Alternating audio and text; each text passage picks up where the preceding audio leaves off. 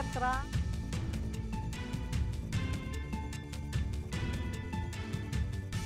Mga bay, diyan na ang mga balita sa Visayas ug sa Mindanao. Upat na ang patay dito sa Valencia City sa Bukidnon tungod sa flash floods. Ngayo ta og mga update gikan kang Bril Montalvo live sa News 5 Visayas.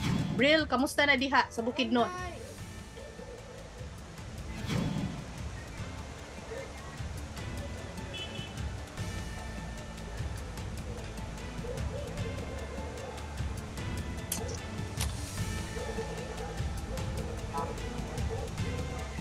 Bril? Bril, sige, papadayon sa imong report, Bril. Kamusta naman diha sa Bukidnon?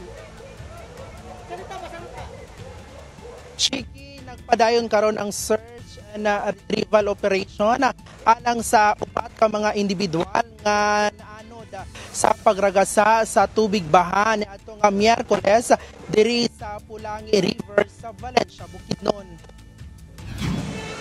Sumala sa Valencia City Disaster Risk Reduction and Management Office, naka-recover na sila og upat ka mga patayng lawas sa mga residente. Miabot na sab sa 432 ka mga balay ang naguba o naanod tungod sa flash flood. Samtang kapin 2,000 ka pamilya na ang apektado sa baha sa 8 ka barangay sa Valencia. Gihatagan na usab sila og paunang tabang sa LGU sama sa pagkaon ug mga sinina. Apan dili na makabalik ang mga residente nga nagpuyo sa daplin sa Pulangi River tungod kay nadeklara na kining isip danger zone, buhatag sab og relocation area sa ilaha. Chiki, sa karon unyang hapon magpahigayon og special session kining City Council sa Valencia City alang sa pagdeklara og state of calamity sa 8 ka barangay nga apektado ni ining nahitabong flash flood. Chiki.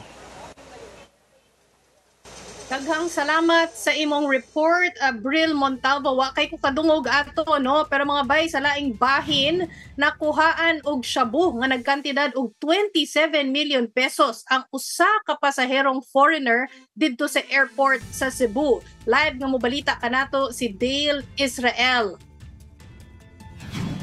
4 ka kilo sa gituhuang shabu nga may kantidad og 27 million pesos. Mao kini ang nasakmit gikan sa bagahe sa usa ka pasaherong South African national sa Mactan Cebu International Airport kagahapon.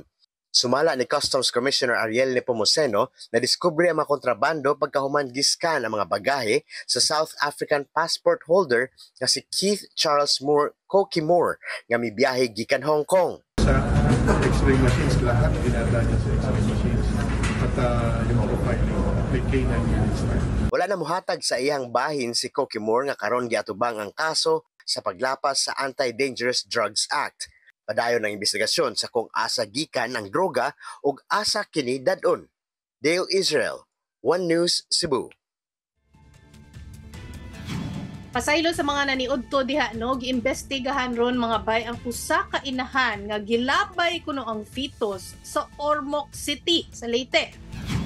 Nabuking ang gihimo sa inahan dihang nagpa-ospital siya ug didto na sayran nga nanganak kuno siya pero wa may bata. Ang iyang istorya, naa kuno siya sa CR unya nisakit kuno og maayo ang iyang tiyan. Didto kuno migawas ang fetus nga wala nay kinabuhi.